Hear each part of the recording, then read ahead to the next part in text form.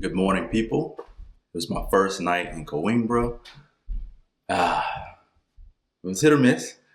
We're staying next to like a photo place, so I could hear photo all throughout the night. So that was cool, but I did want to sleep at some point. But this morning, we're gonna kick things off by first going to look at a car. As you guys know, I've been looking for another vehicle, and this process has been interesting. I saw 3 cars yesterday. Some of them were pretty bad. I get a little bit details about that later, but yeah. So let's go see the car.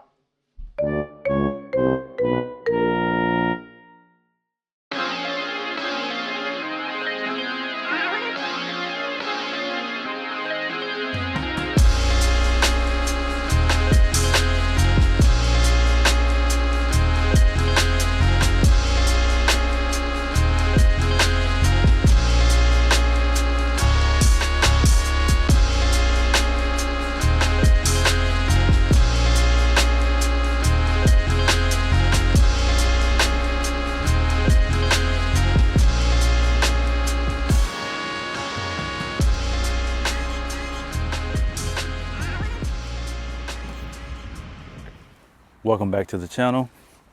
My name's Yacht. Just wanted to, breach one of the topics that's been on my mind lately, and that is buying a car here in Portugal. Now, we've had mixed, I wouldn't say reviews, but we've had mixed experiences. When we first arrived here in Portugal, we bought our car immediately within like the first day. Basically bought it online like you would in the US. If you didn't want to test drive it or whatever, you do all the research on the car, you get the documents, whether or not it's been an accident, you can do like the reports and stuff like that. Or if you have an insurance broker, which is what I really highly recommend, is to contact an insurance broker, have them run the vehicle history report to see if there's any accidents here in Portugal, because I have had that situation too, which I'll get to in a little bit. I just want to thank you guys for watching. However, according to my YouTube analytics, about 70.4% of you guys that are currently watching are not subscribed. Please do my small channel a favor and hit that subscribe button. Once again, thank you, and let's get back to the video. The first car buying experience that we had went smoothly. Everything was perfect. It was Francisco, I forget the last name, the guy that we worked with, but the process was simple. We saw the car we wanted. It was a RAV4 hybrid. We wanted an economic car because we figured we'd be doing a lot of city driving. It didn't happen originally, but that was the thought process, was to buy a hybrid so that we can, get the benefits of having a hybrid vehicle. And so we saw the car, did the vehicle history report online, everything checked out.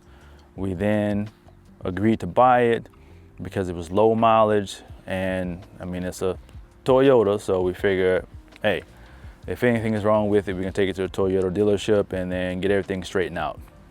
So we ended up wiring the money, and within the next day, he brought it to us.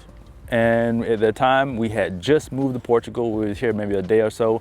We were down in Praia de Luz, and what I can say is that it was seamless. He brought the vehicle down. We signed some documents on the spot. He took the documents back with him. He submitted them to the IMT, which is like the road and tax people here in Portugal, the department that does all the vehicle registration and all that. And he took care of it. Simple. That process was seamless. Now, I'm going through a second car buying experience that hasn't been so great. And it is dealing with what I like to call enthusiast vehicles. Now, I'm a huge car enthusiast. If anyone knows me, I love cars. If you look at my YouTube history, 50% of what I watch is about cars. So I am intrinsically ingrained into this car enthusiast lifestyle. I have owned numerous car enthusiast vehicles over the years. I've owned a Ford Mustang GT 2015 with a performance pack. I've owned a Golf R 2015. I've owned a Porsche Macan S. I've owned Honda Civic Type R limited edition, the yellow one. So I've owned numerous vehicles of where I just enjoy driving them. And that is one of my stress relievers, is to get out on the road, twisty, windy road, and just drive and listen to music. That's just my thing. So now that I've been set up here in Portugal for almost 2 years, I was like, hey, where I live in Lagos, the surrounding areas, a lot of places I want to visit, like Monchique, go to Sagres, the beaches along the Atlantic coast. Why don't I get a nice car to drive, a fun car to drive? So I started doing the same thing, looking at the Volkswagen Golfs R, the Honda Civic Type Rs, those hatchbacks where I can still fit the family in if I need, if my wife has the RAV4 and you know she needs to do stuff, I can pick up the kids safely. I also looked at some classics like the BMW 320 IS, which is basically like the E30 M3 that was only available in Portugal and Italy. A lot of people don't know about this car, but I looked at those as well because, hey, I'm a car enthusiast and I love fun cars to drive. So started doing the research, narrowed it down to 3 cars. 2 Focus RS, which is the Mark III, the Ford Focus RS. And then I also looked at a couple of 3 BMW E30 320 IS, and I'll put a picture of it here. And now I'll talk about my experience trying to find these cars and potentially buying them. First up, what I will say is that I did have help. And my great friend Renato, he is an insurance broker up in Porto. If you guys need any insurance or a great contact for an insurance broker, he does health, life, dental, car insurance, the whole gambit. He can hook you up.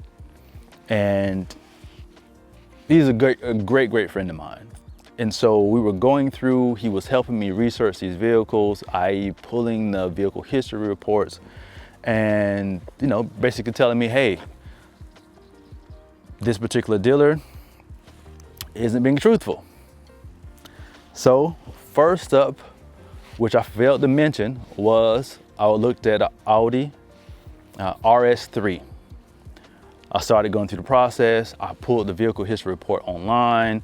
Everything seemed to check out. I was getting ready to send a deposit. I reached out to my friend Renato and I said, hey man, here is the vehicle Portuguese license plate, because that's what you need.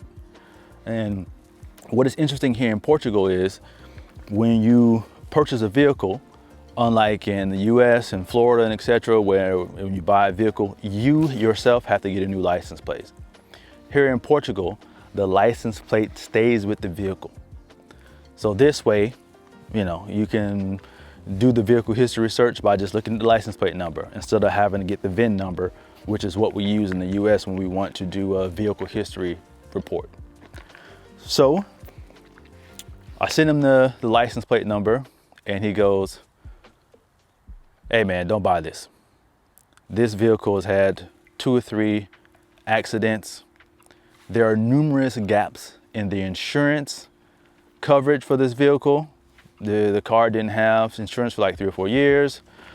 And then they had insurance. Then they didn't have insurance for like 2 or 3 years. And so he was like, it's hard for me to track whether or not the vehicle had damage, because if they took it out of the country, there's no way to track it.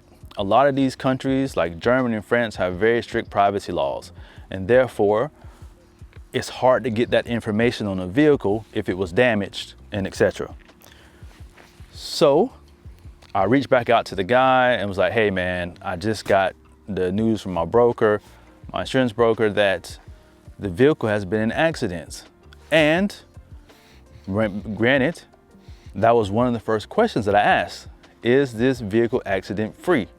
Before I even decide to pull the accident vehicle report. And I tell them, hey, I'm gonna pull the accident vehicle report.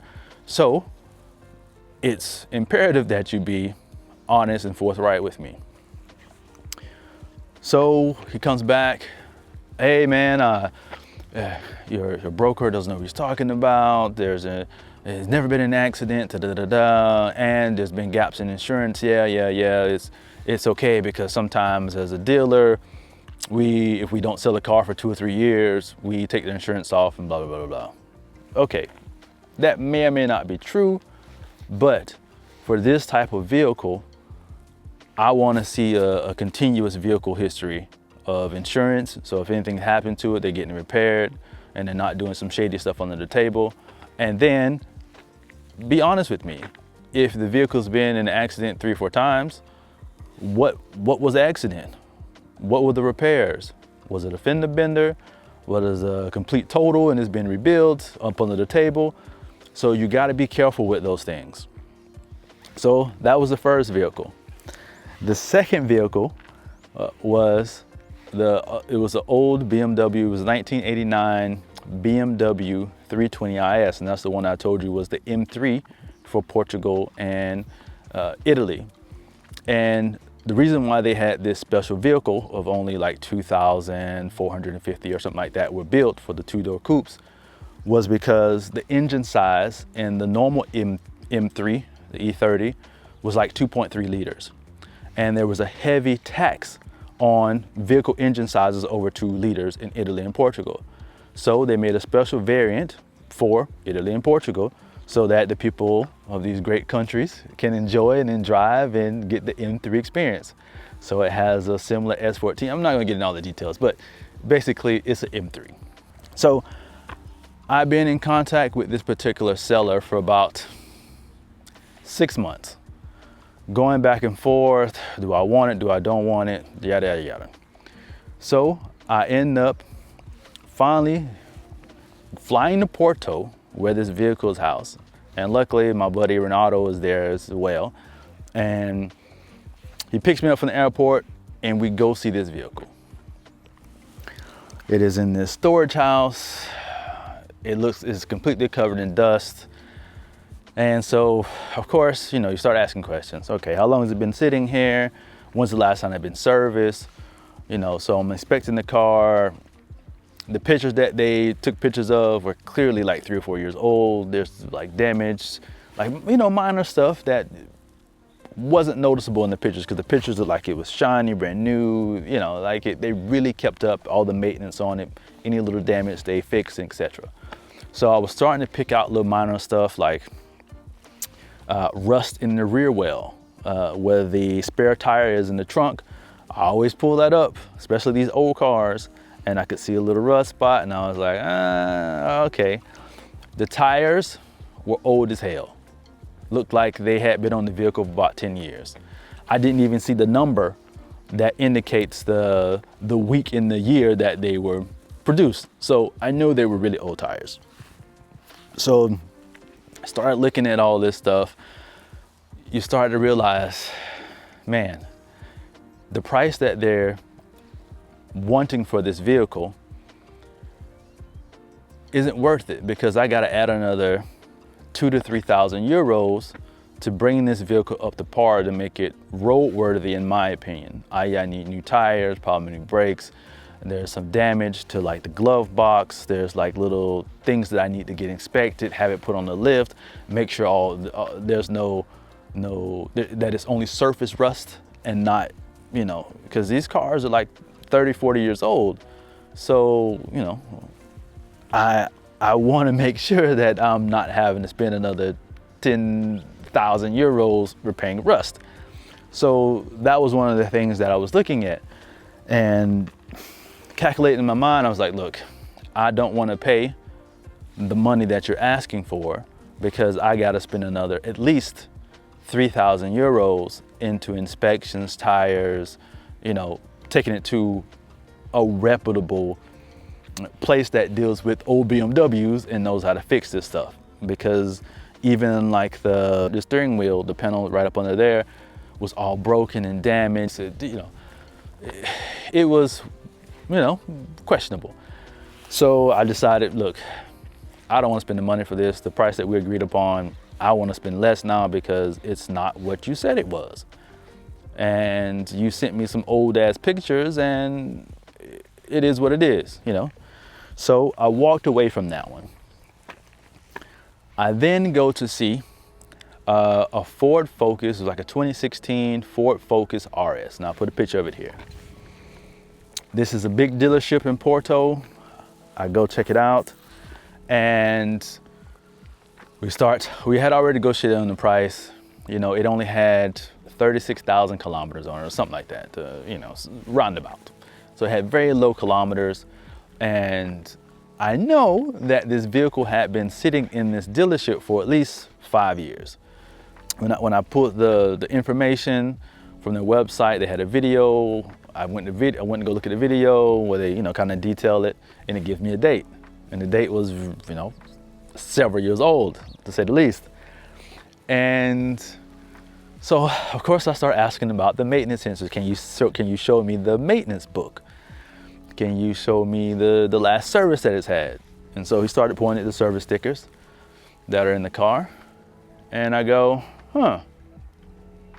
this last service sticker says it's from 2019. Was that the last time that this car's been serviced? He goes, yeah.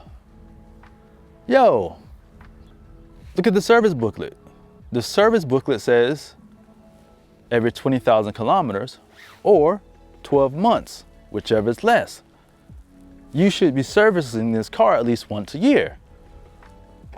So how do I know that there aren't any serious issues with this vehicle? And so I continue, we crank up the car, etc. Everything seems to be okay, but around the antifreeze, holder, it looks like there's a leak. And you kind of see it leaking onto the block. And I'm like, I don't know about this. It's quite strange that you have this high performance car, it's an enthusiast car, and you haven't been taking care of it properly. Do you not want to sell it? And so that was that one. I then, went and see some other cars, but it was more of, those were the ones that I was really trying to look at, but some other ones, they were options, but they had higher mileage and etc. And I want a low mileage vehicle that has good service history. So those were some of the issues that I faced. So the last vehicle that I went to check out was in Coimbra. So I take the train the next morning from Porto to Coimbra. I'm supposed to be meeting another dealer who is selling another, I think it's like a 2017 Ford Focus RS, but this one has a performance pack. It has like the forged wheels. It has a sunroof, which the other car didn't, and it has about, give or take, a little under 40,000 kilometers. So the agreement is to meet up the next morning. So we get there, and I get set up, tour Coimbra for a bit, which you see, I have a video of that coming, which is a really cool city. If you guys ever in that area, definitely check out Coimbra and the university. So I go and I meet the dealer. We have this meeting point. He's bringing the car for me to see, since the dealership is a little bit outside of Coimbra and I have no way to get there, to be honest. So he brings the car to me. I start checking out the car. Everything looks good. We're going over everything. I'm like, oh, okay, great. You have all the service history. The service booklet is stamped with all the official stamps from the dealership where it's been serviced. It has the kilometers, everything, yada, yada, yada. It looks good. It is as advertised. Until I say, okay, so just to confirm, what is the warranty on this? Dealers are required to at least give 12 months of warranty for any vehicle that they sell. Generally, most places I've seen give 18 months warranty. So I'm like, okay, you're a dealer. I'm expecting 18-month warranty. So I'm like, okay, can you confirm that this is an 18-month warranty? So if something goes wrong, you know, I'm covered, you know, with the service warranty. He goes, what warranty? I'm like, dude, you're listed as a dealer. I know the law. I'm on the phone with my broker right now, my buddy Renato. So he's asking about the warranty. He goes, no, there's no warranty. I'm selling this as a private individual. And I say, well, why didn't you list it as a private individual? Because I have the expectation, if you listen as a dealer, I'm going to get a warranty. He goes, no. I'm selling a private individual and that's it. So you accept it or leave it. And I go, okay. So I'm talking to my buddy Renato. I was like, look, it's a good car. He goes, all right, if you really want it, make him drop the price about 1,000 to 1,500 euros, because basically that's what the price or the cost to the dealer of these, you know, third-party warranties that they provide for all the customers. And I go, okay, fine, that makes sense to me. Okay, I know I'm getting the benefit about 1,000 euros, so that was my expectation. Let's drop the vehicle 1,000 euros and we can close this deal. You know, I'm not gonna drive all the way back to Porto anyway. I'm sorry, Porto, Coimbra anyway, to get this vehicle warranty, any type of issues. That's basically, I'm gonna take it down here to Faro or Largos and get it taken care of. As simple as that. So we go and I say, okay, I agree to buy the car, but since you weren't forthright that you were selling this as an individual and I had the expectation of a warranty, we dropped the price 1,000 euros. My broker, who's on the phone right now, is telling me 1,000 to 1,500 depending on the type of warranty. So I think that's agreeable because you had it listed as a dealer and I can show you and prove to you, and I pulled up my phone and it says, you know, X dealership is selling this vehicle, yada, yada, yada. And he goes, no. Drop it extra 500 and you can decide. So I thought about it, but the other issue that I have, and what a lot of people don't know, is when it comes to these specialty vehicles, for example, like the Ford Focus RS, the insurance companies see it as a normal Ford Focus. Even though this is a performance version, they'll say, oh, it's a normal Ford Focus, so therefore it's only worth 25,000 euros if the car is completely totaled. But I paid 40,000 euros for it. And so the only way to argue with the insurance company is to say, okay, here's the invoice from the dealer where I paid 40,000 euros for it. I want full coverage, which is also called, I believe it's called owner's coverage or something like that, owner's insurance. Basically, it covers everything outside of, including third party, because most insurance is just third party. Basically, a third party hits your car, you're covered. But if you cause the accident, you're not covered. And so I wanted the value of, if anything happens to the car, I get the full value of the 40,000 or whatever I paid for it. And there's no issue. So because it's not coming from a dealer, yeah, he could have easily wrote, oh, you know, we agreed to pay 40,000 on a piece of paper. But of course, the insurance is gonna be like, anyone can write this. We're not gonna accept this.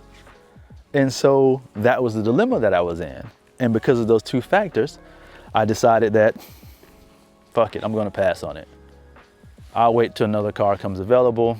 I'm not in any hurry. I have a car already. We have a wonderful RAV4. So I'm good, I'll wait. So I ended up passing on that vehicle. So those are some of the things you gotta look out for when you're buying a car. Not only that, one other major thing that you need to look out for is dealing with vehicles that are imported. A lot of people don't know this, and I didn't know this either until I spoke with my buddy Renato. And you'll see this if you go to like vehicle purchasing websites like Stand Virtual or OLX.pt, and you have the option to select between import and national. So a national vehicle means that it's been here its entire life. You basically can track all the history, it has a Portuguese license plate, yada, yada, yada. Imported means it came from somewhere else and it's been in this country for however long, but it wasn't originally registered here. The first registration wasn't here in Portugal. So those are the ways you can determine. And there's some pros and cons of each. The national vehicle is good because, one, you can track the history of the total vehicle with the license plate. Two, when it comes to rust, there are no salt on the roads here in Portugal. So when it gets really cold, if it gets really cold enough to snow, Portuguese don't salt the road. So you don't have to worry about the salt tearing up the undercarriage of the car and all that kind of stuff. So that's the pros of that. When it comes to import vehicles, you get some extra benefits. What I have seen, I'm speaking from my own experience, is that import vehicles generally have more options. I.e., I want to buy a Mercedes-Benz, I want an E-Class. All the ones I'm looking here in Portugal are like the lower tier ones where they don't have a lot of options, a lot of packages and etc. It's just kind of bare bones. The ones that are imported, I have more options. I want the LED headlights. I want the dual climate control for the front and back. I want, massaging seats, that type of thing. So I noticed that's the pro on that. The other pro is the price is usually lower, generally.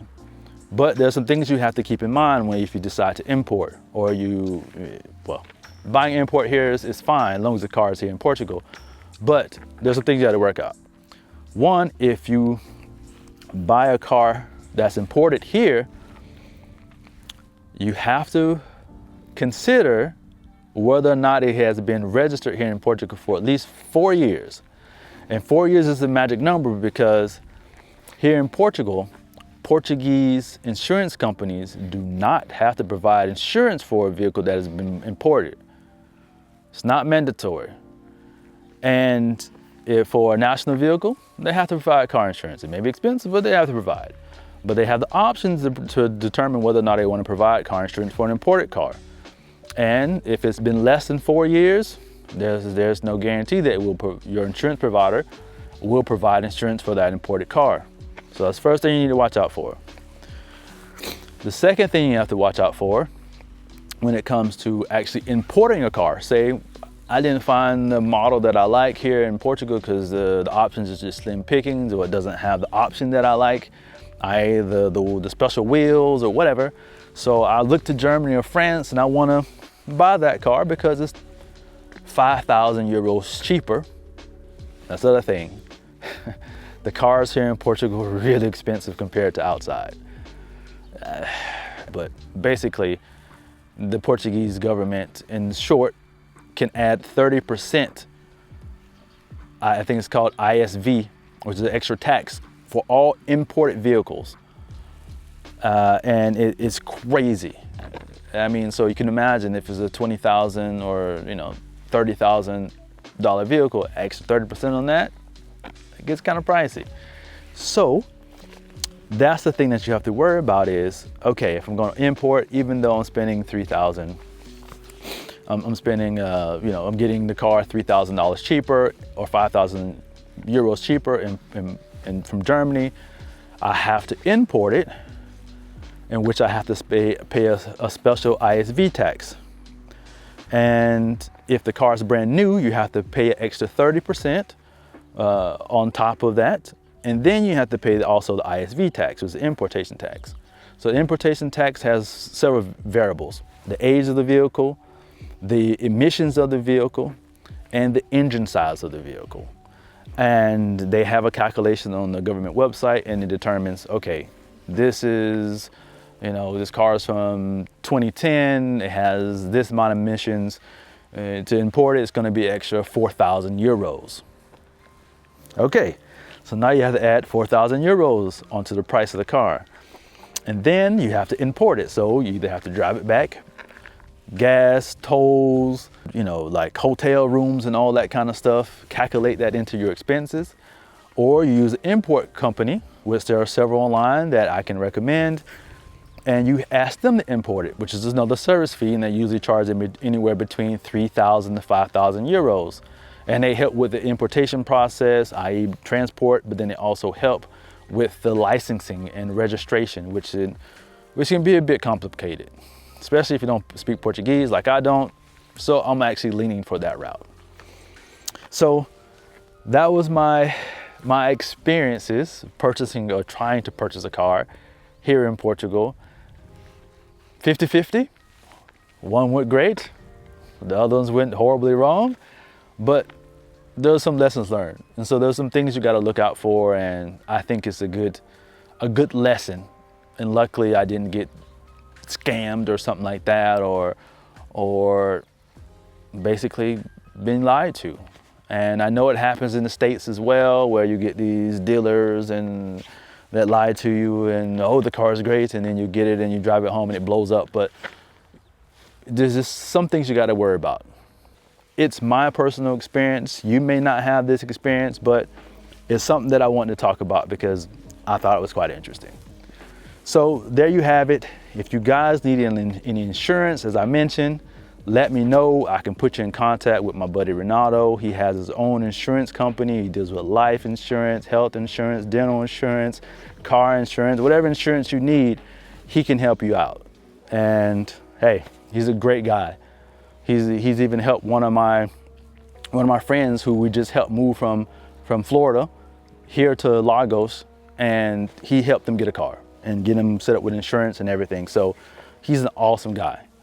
So if you guys have any questions, any comments about this car buying experience, let me know. I want to hear what your thoughts are. What have your experiences been? Because I find it very intriguing, to be honest. All right, guys. Once again, thank you for watching, and I'll see you in the next one. Peace.